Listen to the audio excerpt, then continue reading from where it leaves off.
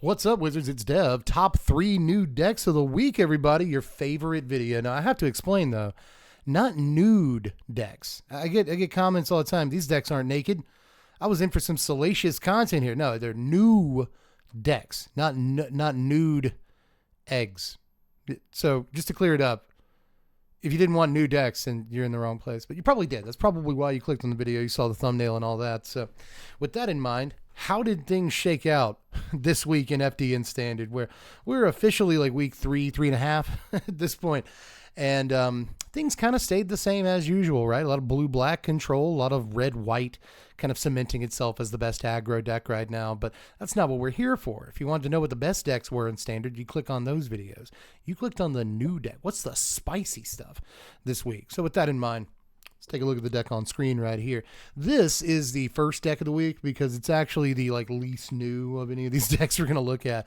It's a deck that we had been playing months and months ago and just haven't seen in a good long while. So I was surprised to see it again here with a couple of nude cards in it. Not nude, new cards in it that we hadn't really seen played in it yet. So in case you haven't put it together with the Geological Appraiser and all that, this is a Boros Discover deck, kind of a Boros mid-range pile. If it gets enough mana, it can do some fun stuff, right? This actually took 7th place, top 8. Actually, all the decks we're going to look at today top 8'd various MTGO challenges. But this just top 8'd an MTGO challenge on the 5th of December. Remember, the 5th of December, because that's when this deck took 7th place in a challenge. And it doesn't, I gotta say, it looks like a wonky deck. It really does, but a lot of these cards are more powerful than they get credit for.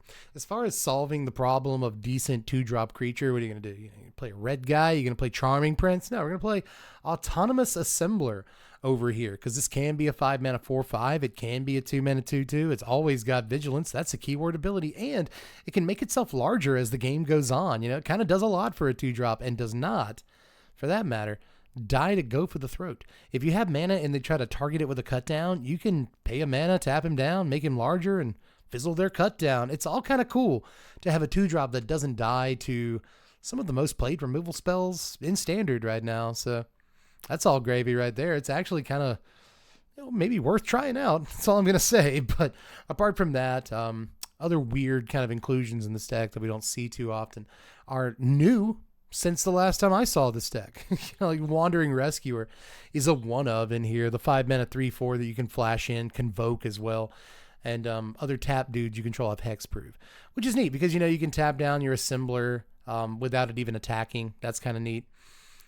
We have some creatures in this deck that we want to protect, like Biza, Steel Seraph especially, Trumpeting Carnosaur and stuff. So, a protection spell's pretty sick to have. It's, I guess if you need to fill a slot in the deck out, like Wandering Rescuer is pretty sick. But apart from that, there's also Beza in here, which was, I don't believe, around the last time this deck was really played. Yeah, it's kind of been since before rotation, like since before Bloomborough, since I've seen this deck. It's been months and months and months, and it just kind of popped back out of nowhere. No Sunfalls, no Urbrass Forge, right? Just a different red-white mid-range deck than you normally see. But just because it's a different red-white deck doesn't mean it doesn't play Imidane's Recruiter. There's enough creatures in here to where the deck feels pretty confident playing Recruiter, and it's always decent off the top of the library. The adventure mode's better than, I think it gets credit for too. Trumpeting Carnosaur, when you actually cast it, is an unbelievable card that can, discover or cascade really, into a Beza. It can cascade into an Appraiser, which cascades into something else. So just really gross card right here that also functions as an early game removal spell.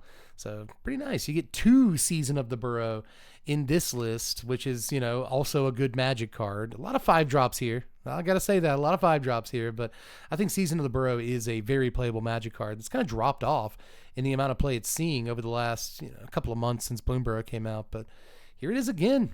You see it in these black-white mid-range decks. You sometimes see it in mono-white, but not as much as you used to.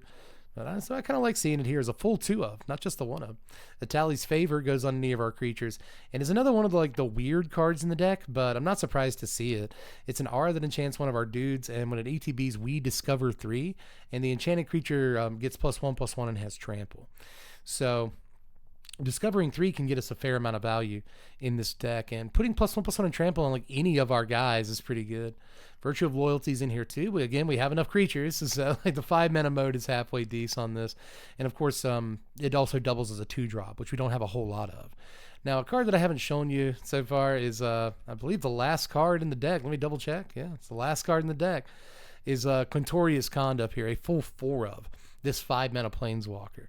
I will say Planeswalkers are kind of difficult to remove right now, and this one that can discover 4, like it discovers into a Beza, it discovers into an Appraiser, it discovers into an Imidane's Recruiter. Like those are all like really good hits to discover into. Apart from that, you know, the -6 is not like the most it's not the best thing in the world, you know what I mean? But like it is a way to win the game super, super late.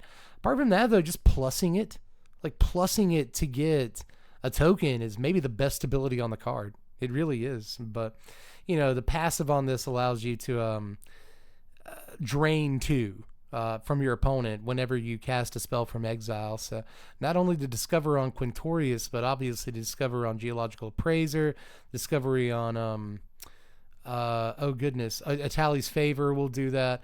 Virtue of Loyalty is an adventure, and so is Imidane's Recruiter. So if you cast the adventure, half of them, and then cast them from exile, Quintorius Kond will drain your opponent. So there's a lot of cool stuff going on in here. It's weird to see a deck with planes and like no get lost whatsoever. That's just a little insane. But like maybe you don't always want to hit get lost off of Discover, because you might have to like blow up one of your own dudes or something, or just not cast the spell. So, you know, I think there's definitely some ways the deck, you know, has like soft slots in it that could be messed around with. And that kind of excites me anytime I see a new deck. You know, it's like, oh, okay. Not saying this isn't in its perfect form or anything, but there's definitely some play here that we can do. As far as the sideboard goes, there's 6 sweepers. You know, there's 4 star file implication, which is great with Discover. Actually, I think with Discover, you have to have cast the creature. So it doesn't quite work the way you want it to, but still, it hits Beza pretty well. That's not bad. Imidane's Recruiter, I guess it can hit okay.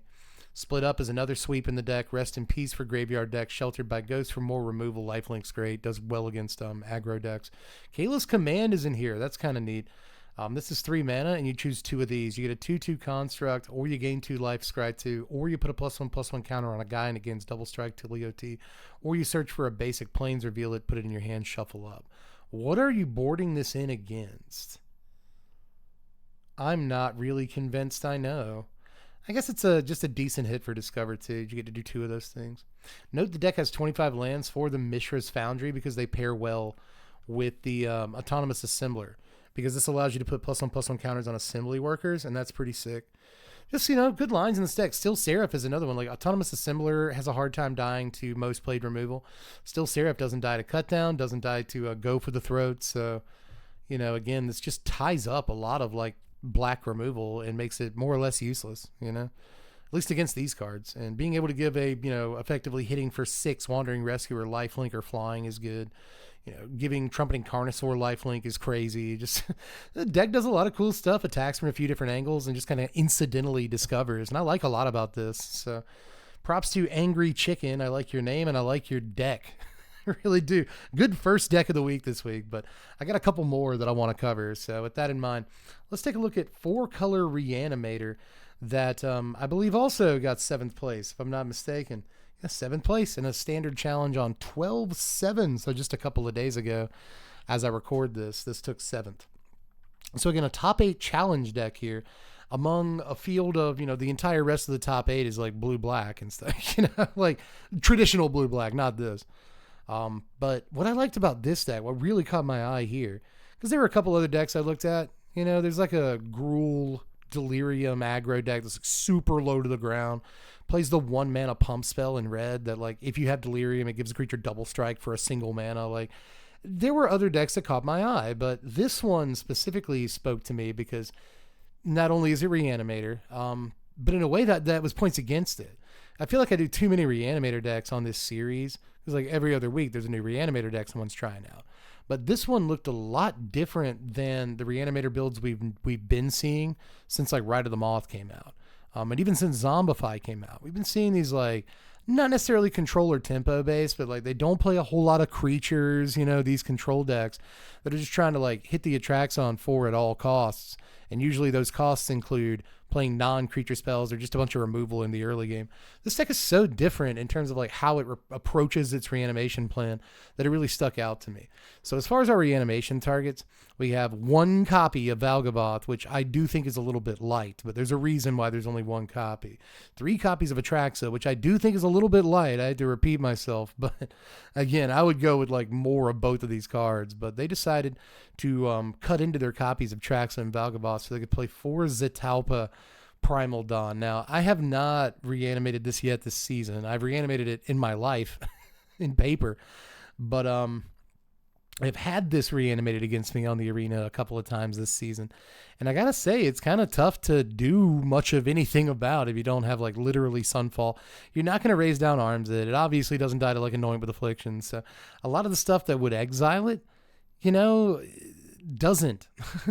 You hit Legions to Ashes or something like that, Indestructible is pretty good on a huge guy right now. So there are a couple times I played against Zetalpa and I just like had no actual answer to this whatsoever, So maybe it's really good right now and it's a great 4 in your Reanimator deck, but this is definitely the thing that caught my eye the most. But it's not the only thing. Again, often in these Reanimator decks, you'll see like Liliana of the Veil or Bitter Triumph. There's a bunch of other like 2 and 3 mana ways to discard cards to make sure you can hit that Zombify on turn 4. Well, in this deck, most of our discard outlets are creatures. They put bodies on the table, which I think is actually really important.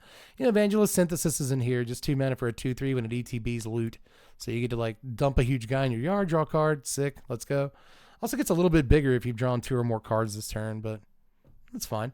Kiora, awesome. We're putting a bunch of cards in our yard in this deck, so we should be able to get the 8/8 pretty easily. But this also like draws us into the Zombify while binning the, Atraxa or Zetalpa or whatever. Just an amazing card to kind of curve into a Zombify on turn 4.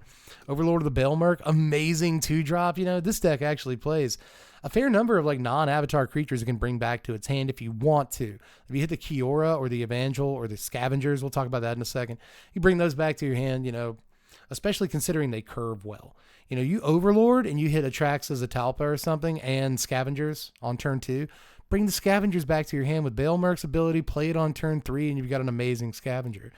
Just really, really cool, man. So Baelmerk has amazing like curve potential in this deck, and it's basically like the best 2 mana put stuff in our yard card we could play because it too is a huge creature. Later on in the game, if the game goes too long, we just play it for 5 mana and get its ability, whenever we attack. It's just disgusting. This is real card advantage in this deck that also really helps our reanimation plan and is a huge creature in and of its own right. So beautiful card for the deck. Between Overlord, we have a 5/5 that enables reanimation. Kiora, we have like an 8/8 kind of, that enables reanimation. Evangel, we have kind of like a Watch Wolf, like a 2 mana 3/3 is really good stats in the early game that enables reanimation. Let's go. And draws us, a good thing about these two is that they draw us into important cards. Urborg Scavengers.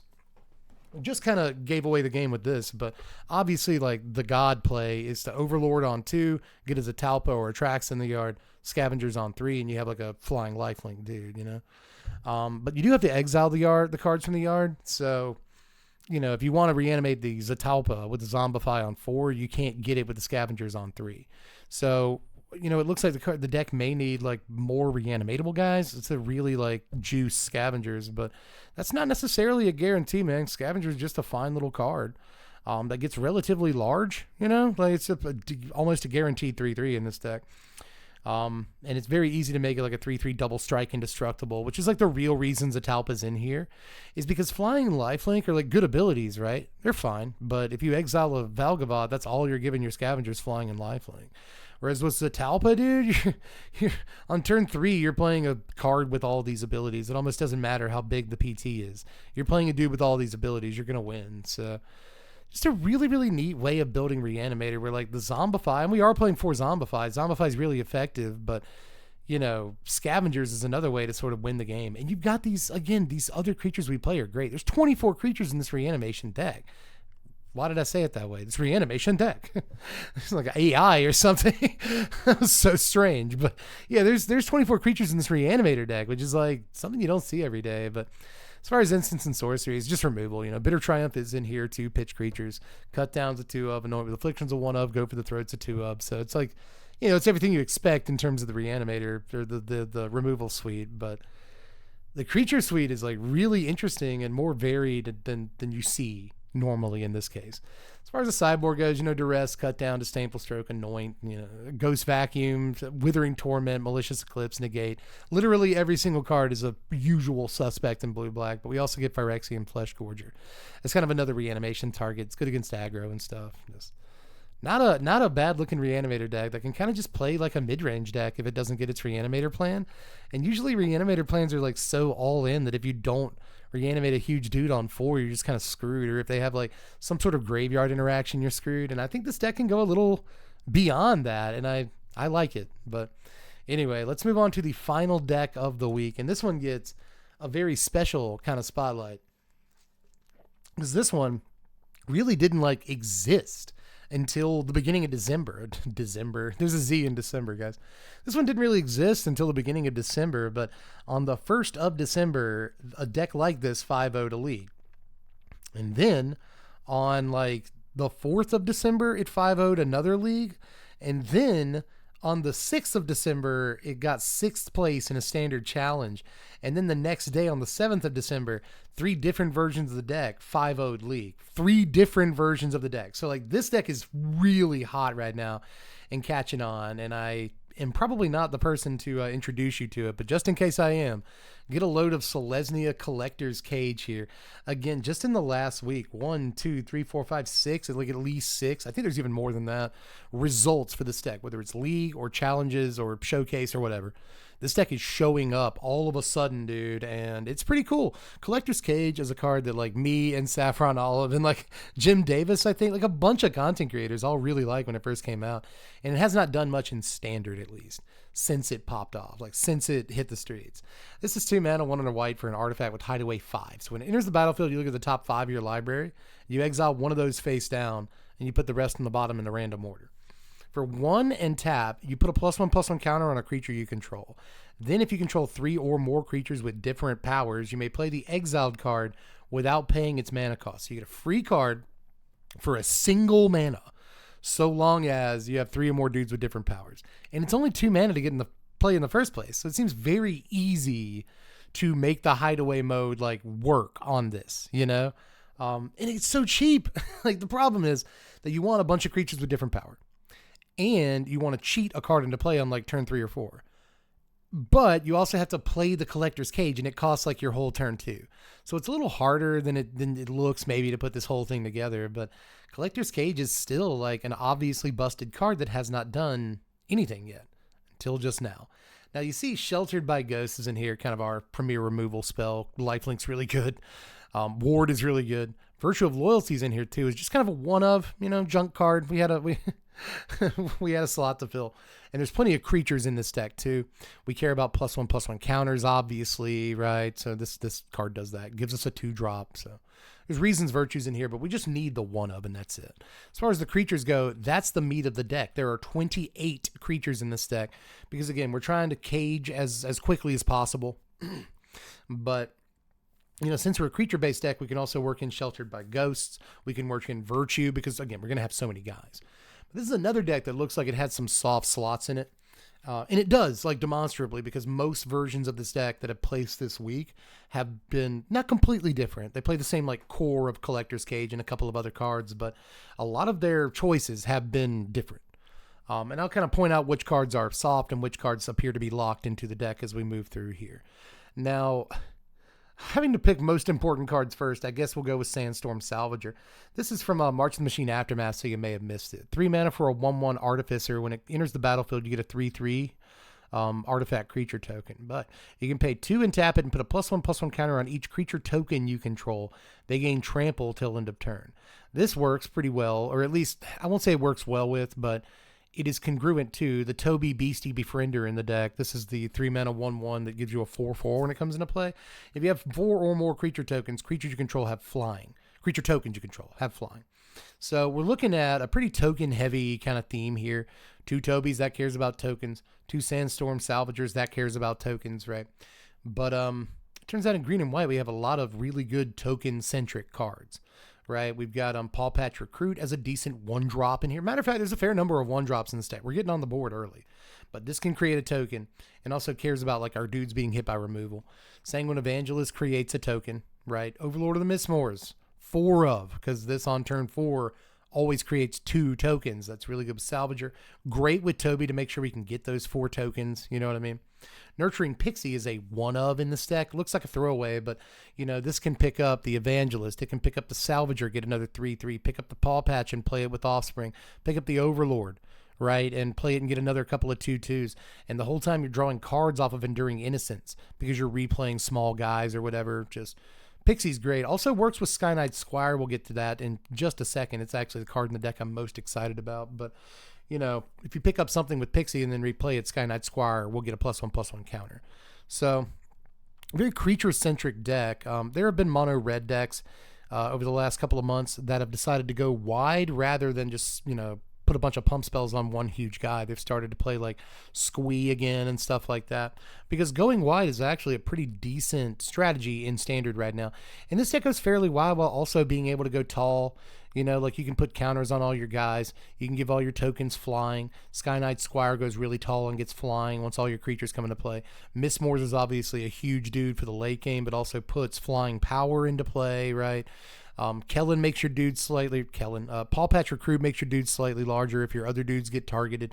The whole time, again, you've got this amazing 3-mana card draw engine. So kind of mid-rangey, but again, we're getting on the table very quickly like an aggro deck. And again, thanks to Overlord of the Mistmores, Sandstorm Salvager, Toby, we've got this, even Sanguine Evangelist, we've got this really good like mid and late game. And then even though we don't have anything like busted in terms of mana cost to get for free with Collector's Cage, aside from maybe Overlords, Collector's Cage still really good in this deck because it just piles even more value onto the table and gets us a more or less free card. You know, if we have to pay 1 mana for a Salvager, we'll do that because it's going to add so much value to the table. Just, again, soft slots like Kellen Daring Traveler in the deck. Not saying it's bad, I just think it's soft, you know? And same thing with Tolsimir. I don't know that you need this 5-mana guy that makes a legendary wolf, right? But again, maybe you do. It makes a really big wolf, you know, and the wolf will have flying if you have enough things out with Toby. The wolf will have trample if you put a counter on it with Salvager. So I could just be completely wrong on that.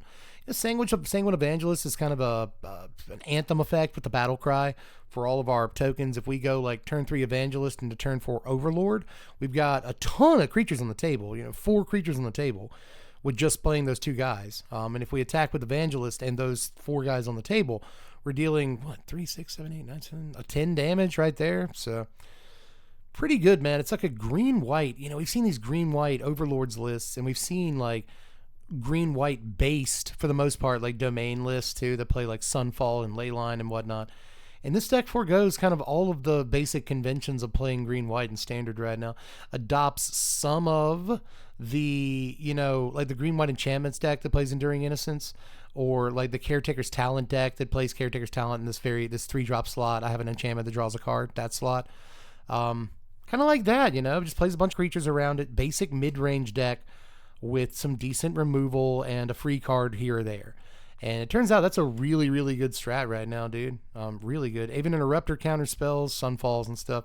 Bees is in here because it should be. Get Lost is in the sideboard as a 1-of, and that is the only Get Lost in any deck with Plains today. Unbelievable. Ghost Vacuum, Sarah Paragon gets stuff back. Paw Patch Formaken is a busted card. And then Nissa for long games. I imagine that breaking, even with the limited number of forests in the deck, breaking through in the late game of the Nissa is really good. The, you know, destroy an artifact or enchantment mode's great on it as well. So, yeah, man. Sticky card.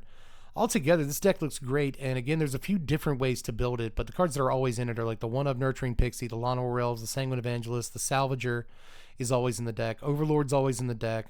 Enduring Innocence is always in the deck, and Cage is always in the deck. But apart from that, you know, spots like Toby, Tolsimir, even Sky Knight Squire, Kellen, every version of the deck I've seen has played Paw Patch Recruit, but I'm not convinced the card is a hard include. But yeah, you know, you can work in stuff like more removal or more creatures, you know, whatever you want to do. I think the deck is very flex.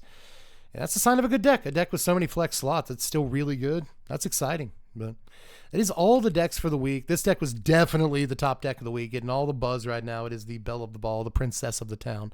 If you hadn't heard about it yet, I'm glad I could introduce it to you. But deck list in the description as always. Check out the Patreon to reward the hard work. Leave a tip down there if you feel like it, and like the video. You can also sub to the sandwich. All the YouTube things are viable options. I'm Deb from The Place. Thanks for watching, Wizards. Spread love and be kind. Got to hit record still. Bye.